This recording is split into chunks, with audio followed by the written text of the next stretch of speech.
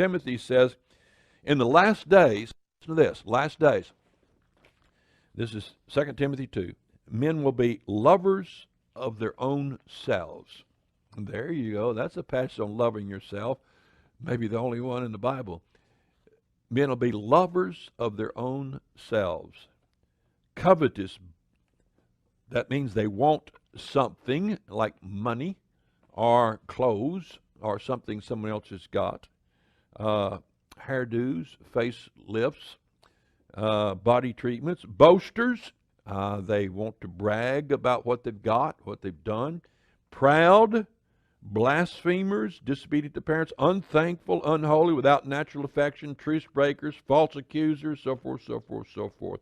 Lovers of pleasure more than lovers of God.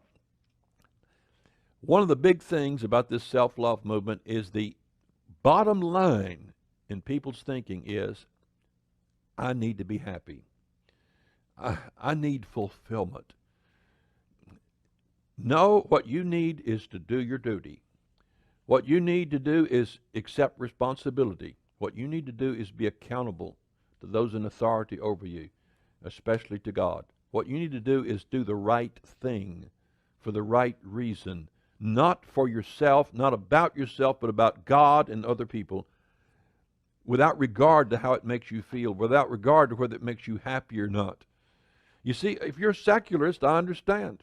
Sure. You be as happy as you can. I mean, drugs make you get just as high as you want. Just stay that way, if that's what you want, if that's what makes you feel good. Having a form of godliness, lovers of pleasure more than lovers of God, having a form of godliness. A lot of people have a form of godliness, but deny the power thereof. They deny the power of God to give them peace. They deny the power of God to give them meaning. They deny the power of God to love them and give them a sense of self-worth and meaning. They deny the power of God. From such turn away. He said, don't associate with those people. If you got a lot of friends that are into this movement, then just separate yourself from those friends until they get this straightened out. He said, these people lead captive women silly, laden with sins and divers lust. I'm afraid that a lot of women have been taken captive, silly women, following this love yourself routine. They're ever learning, it said, and never able to come to the knowledge of the truth. Here is a passage that I found on a website of somebody advocating this self-love. Here it is, Song of Solomon 4:7. Thou art fair, my love, there's no spot in thee. So I suppose a woman takes this passage and reads it to herself and says, thou art fair, looks in the mirror, thou art fair, there's no spot in thee. Now, if that's so, I have something I'd like to sell you. They're made in China, I admit that, but it's a special mirror, and you hang it on the wall, and you look at it every day, and you say, mirror, mirror on the wall, who's the fairest one of all? And it'll say you are, of course. And so I'm going to let that go for $19.95.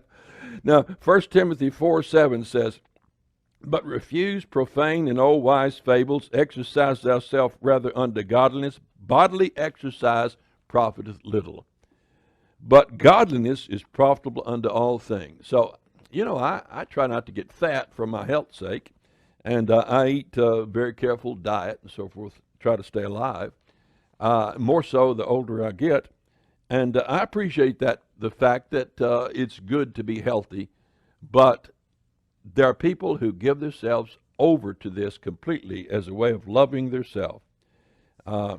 He said, be not conformed to the world, but be transformed by the renewing of your mind, that you may prove what is that good and acceptable and perfect will of God.